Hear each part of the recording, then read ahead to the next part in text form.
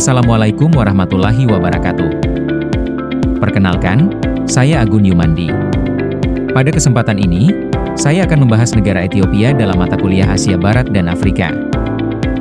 Ethiopia merupakan salah satu negara penting di kawasan Afrika Timur yang memiliki nilai strategis dalam kajian sejarah Asia Barat dan Afrika.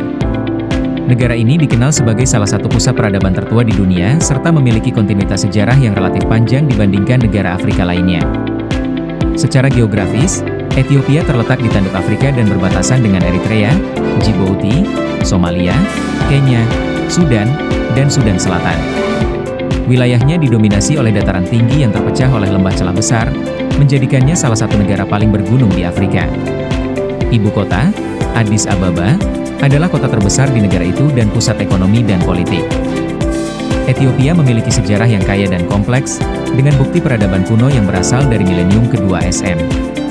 Ini adalah satu-satunya negara Afrika yang tidak pernah dijajah, meskipun sempat diduduki oleh Italia selama Perang Dunia Kedua. Negara ini juga merupakan salah satu yang tertua di dunia, dengan catatan kedaulatan yang berkelanjutan sejak abad ke-13.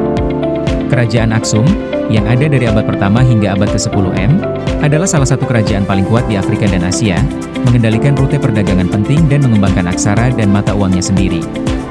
Kekristenan diperkenalkan pada abad ke-4 M dan menjadi agama negara, yang masih mendominasi sampai hari ini. Abad ke-20 ditandai oleh beberapa perubahan politik yang signifikan. Kaisar Haile Selassie I, yang memerintah dari tahun 1930 hingga 1974, memainkan peran penting dalam sejarah Ethiopia, memimpin upaya modernisasi dan menjadi tokoh sentral dalam gerakan Pan-Afrika. Pengusirannya pada tahun 1974 oleh junta militer komunis, yang dikenal sebagai DERK, menandai berakhirnya monarki dan awal periode represi dan konflik. Perang saudara Ethiopia berlangsung selama hampir 2 dekade, memuncak pada jatuhnya DERK pada tahun 1991 dan pendirian Republik Demokrasi Federal Ethiopia.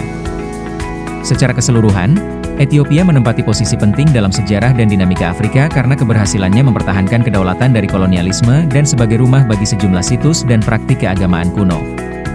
Negara ini juga memiliki peran yang cukup besar dalam pembentukan Uni Afrika. Pariwisata, khususnya, memiliki potensi besar di Ethiopia, berkat warisan sejarah dan budayanya yang kaya.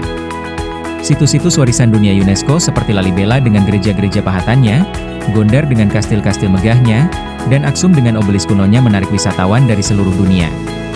Selain itu, keindahan alam Ethiopia, mulai dari pegunungan Simien yang dramatis hingga depresi Danakil yang ekstrim, menawarkan pengalaman unik bagi para petualang.